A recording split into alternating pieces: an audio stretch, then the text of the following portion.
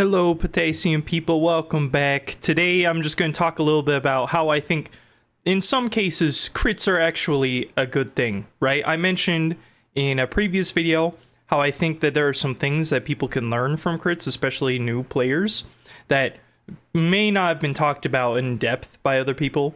And I know there's a general consensus on the internet of random crits are bad, they could be removed, like nothing would really be lost with or without them. And I do think that there is actually something that can be lost. So I'm just going to cover the two things that I think are most prevalent, and then I'll include like some other random gibberish as ever in here. So the first thing is that it teaches players that every player is a threat. So if you're fighting against Joe Schmo 97 and they're a soldier, they're firing rockets at the ground, you're taking a little bit of splash damage, right? You can think, oh, well, you know, it's not that bad. Like, he's missing all the shots, like, doesn't super matter. Well, one of these shots is going to be a crit. All of a sudden, this guy just killed you. Or let's say there's a scout on the field, right? The scout goes by, he misses like 90% of the shots, like 2 pellets hit you, and like you just shrug it off, whatever. One time out of 50, he hits a meat shot, right? This completely new player, he hits you for 100 damage, and then he whiffs all the shots still and leaves. Well, you're putting yourself in a situation where the scout is able to keep getting to you, and the lesson that you're learning right then and there is it doesn't matter as long as the player is bad. And then, the next time they come around, they manage to land a meat shot, but it's a crit and you die. Right then and there, you're dead. So this is like, hey, maybe I should be more observant of the other players. Like, even if they're really bad, there's always that chance that one of these times they're going to get really good. And this can happen without crits, obviously. Like, maybe Joe Schmo manages to hit 2 meat shots in a row, you know, and that's an improvement on their end. But for you, how are they able to keep running up to you? Like, if they're missing all their shots, like, what position are you putting yourself in to make it so that this player is a threat to you? And that kind of goes into the second point of why I think crits can actually teach people something, and it's that it teaches you how to avoid unnecessary damage. So let's go back to the soldier example, right? Now, if you're playing scout and you're jumping around, whatever, and you're on the same level playing field as a soldier, like height-wise, he'll be able to hit you with some splash damage, and for the most part, you could probably weave in and out, take some damage, you know, maybe even get hit by a rocket, and still kill them. But you might take a lot of damage, and then immediately after, get shot by a scout, and now you're dead. What crits can do is there'll be these moments where hurling blue rockets coming towards your face, and now it's life or death. Okay, if you don't avoid the splash damage, you're dead. It doesn't matter. You're 100% dead in this situation. So, what can you do next time when you confront this soldier? Because they, like I said, any player is now a threat, and now you need to learn how to avoid some of this unnecessary damage. So, are you going to take the high ground as scout? Are you going to, like, maintain a far enough distance that you can still hit them, but still have enough time to avoid the splash damage entirely? Because you don't know if the next hit is going to kill you. You have to learn how to avoid unnecessary damage. And then after you kill that soldier, now the scout that comes up to like meat shot you, tried to kill you, right? Now you are on a much better playing field after that confrontation with that soldier. And again, this is something you can learn without crits. It's just more pronounced, and it sears itself into your brain because, owie, I died to crit, it's not fair, and it sticks with you, right? If you can outplay somebody who crits against you, random crits against you, it's nice. It's nice. It's like, oh, I'm triumphant, blah, blah, blah. And those are the two main things that I think people can learn from crits, especially new players. And I totally understand. Crits could be removed from casual, and like a ton wouldn't be lost. It'd be okay. But personally, I just think it's nice to have them in the game. They could be silly. They can break up some chokes, some like battles where nothing is going on, like everyone's at a standstill because the teams are so equal, and then someone random crits the soldier that's been dominating half your team, and all of a sudden you can push forward because the major player's out of the game. That's cool. I'm going to talk about some of the things that I think are just funny about crits. Things that aren't necessarily lessons or super helpful or necessarily even correct with crits, but that I think are interesting. So one of the things I think is interesting is that crits light up. And because crits light up, they actually teach you something really valuable, in my opinion, about where to look on a map.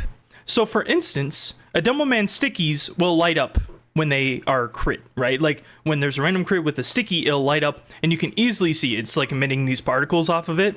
Well, if you're going around a corner and you see particles, maybe don't go around that corner. Maybe stop and just go somewhere else, because there's a good chance you'll just instantly die from that situation if you decide to try and keep pushing forward. So crits highlight places to look or to observe, and it can help a player who's at least observant to avoid dying in a situation where they wouldn't have even known that the demo man had a trap laid out for them. Another thing is that random crits are actually similar to real life. And that includes even with the ramp up mechanic. Now you're saying, Azure, this is out there. This doesn't make any sense. This is stupid. Well, guess what?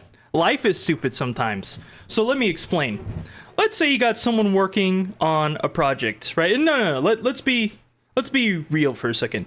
Let's say you're doing a project for school, and you're studying up on it, you're working on it, you got like this paper, right? Or, you just wait, you just procrastinate, right?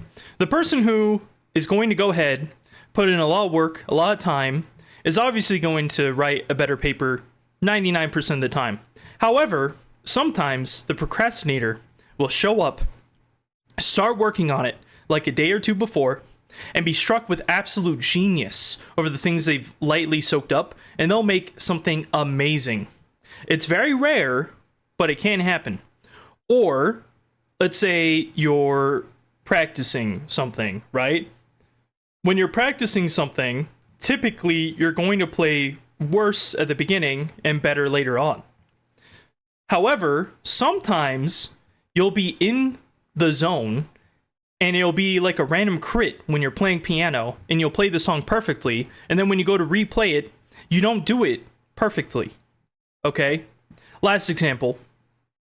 So, let's say you're just doing some voice acting. You're just messing around with some friends, and you're like, I'm Mario or whatever, right? I'm not going to do it. But you're practicing a voice for someone like the Joker, and this one time you do the impression flawlessly. You can keep trying, and you can definitely do it again because you did it once, but the fact of the matter is that at that instance, the chances of you doing that were pretty rare, and it's amazing that you were even to pull it off in the first place. And so random crits are actually akin to real life, and the ramp up mechanic is still similar as well. If you have a professional, the chances of them doing perfectly on something go up higher with anything, because they practice and practice and practice. A piano player can, of course, practice so much that they get it perfectly all the time.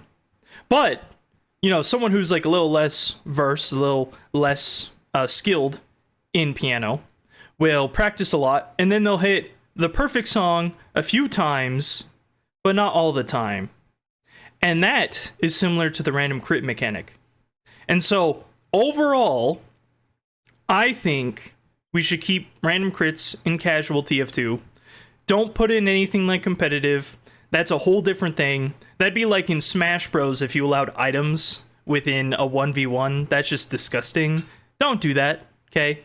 Just, if they're gonna be in the game, and if it's a mechanic that was intended to break stalemates or like make it so a push with a team that's doing really well or a player that's doing really well is more likely to happen, I think it makes sense. I think it makes sense to have in the game. I think they can be very funny.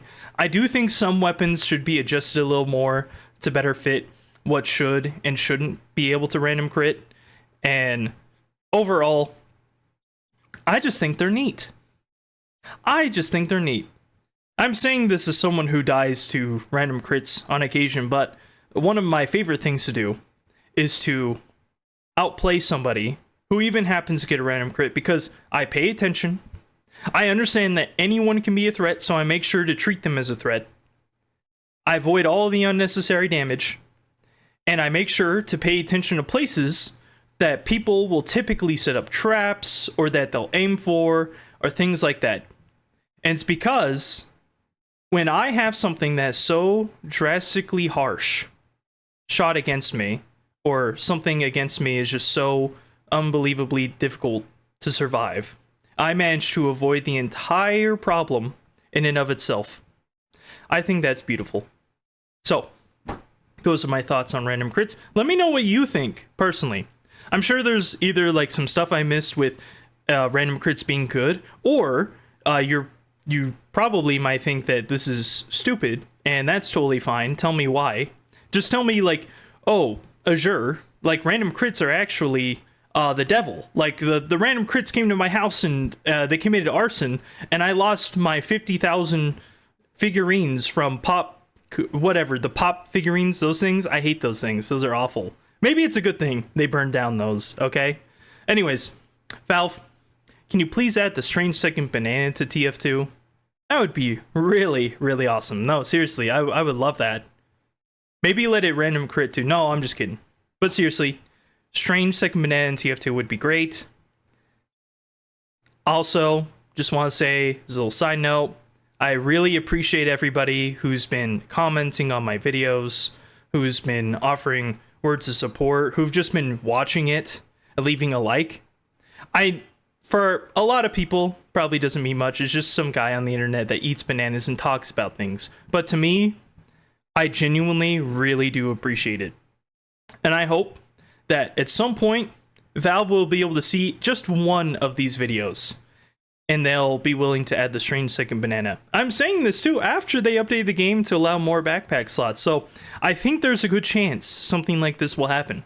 I do believe that there is a good chance they'll be able to add some strange weapons and fix the game more than its current state. So, oh, they also fixed the thing with the spy. I just looked it up right now. They fixed an issue with the spy where you could see them when they were cloaked. So, hey, that was like one of the things I said we should change, or that Valve, or that someone could start a petition for to have stuff changed. And that's great. Keep it up. Anyways, I'll see you all next time. Bye-bye. Bye-bye.